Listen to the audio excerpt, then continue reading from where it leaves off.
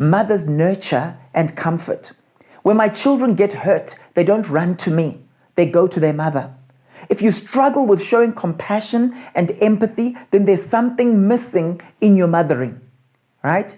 So my question to you is, what climate have you created in your home and in the spaces around you? As a mother, you're a social architect who creates climate.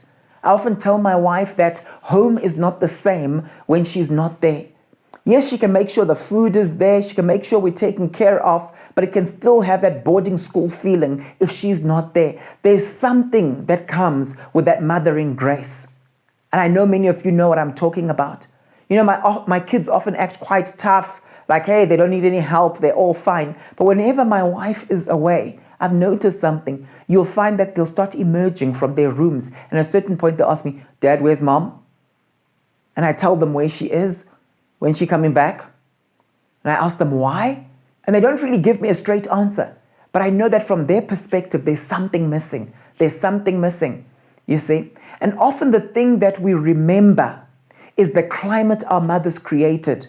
The climate they created through their scent, how they smelled, their warmth, the cooking, the care.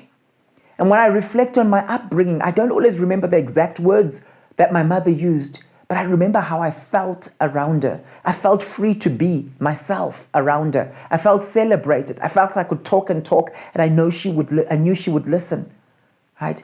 I felt that she was interested.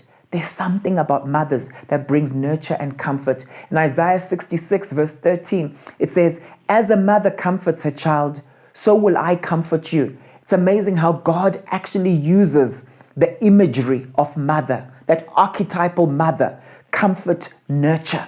He uses that to describe how he is, a motherly aspect of him. It says, as a mother comforts her child, so I will comfort you, and you will be comforted over Jerusalem. I'm telling you now, the ability to soothe and to comfort is central to mothering. And you know what the sad thing is, moms out there? We live in a society that is hardening us. The tenderness is decreasing. Many women today will tell you that the corporate world has hardened them and they don't like who they're becoming. When I've coached women in the corporate world, I ask that question, do you like who you're becoming? No, Paul, I don't like who I'm becoming. I used to be very sweet, very nurturing, but corporate has hardened me and I don't like who I'm becoming. Spiritually, when we're being pastoral, it can look like mothering.